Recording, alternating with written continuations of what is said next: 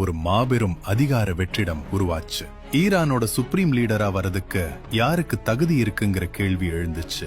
ஈரானோட அரசியலமைப்பு சட்டப்படி அந்த பதவிக்கு வர கிராண்ட் அயத்துல்லா அப்படிங்கிற மிக உயர்ந்த மத அந்தஸ்து வேணும். ரொம்ப செல்வாக்கு மிக்க தலைவரான ரஃப்சன்ஜானியோட துணையோட இவரை அந்த பதவியில உட்கார வைக்கிறதுக்காகவே ஒட்டுமொத்த ஈரானிய அரசியலமைப்பு சட்டத்தையே மாத்தி அமைச்சாங்க.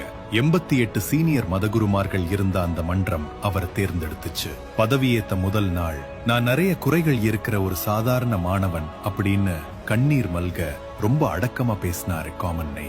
ஆனா அது ஒரு புலியோட பதுங்கல்ங்கிறது அப்போ யாருக்கும் தெரியாது. அடுத்த சில வருஷத்திலேயே ஈரானோட ஒட்டுமொத்த அரசியல், ராணுவம், நீதித்துறை, பொருளாதாரம்னு எல்லா மையங்களையும் ஒரு சிலந்தி வலை மாதிரி தன்னோட கண்ட்ரோலுக்குள்ள கொண்டு வந்தாரு. தனக்கு ஈக்குவலா எந்த ஒரு தலைவனும் உருவாகிடக் கூடாதுங்கிறதுக்காக பல குழுக்களை அவங்களுக்குள்ளேயே மோத விட்டு வேடிக்கை பார்த்தாரு.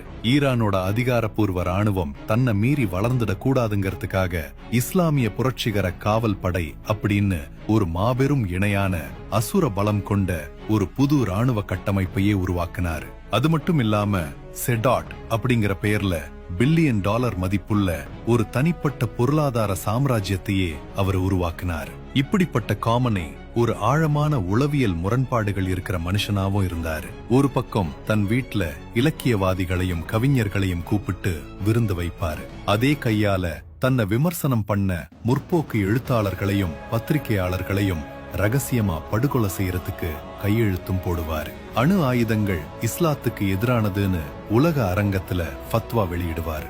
ஆனா திரைமறைவுல பாதாள அறைகள்ல யுரேனியத்தை செறிவூட்டி அமெரிக்காவையும் இஸ்ரேலையும் ஒரு தொடர்ச்சியான மரண பதற்றத்திலேயே வச்சிருந்தாரு.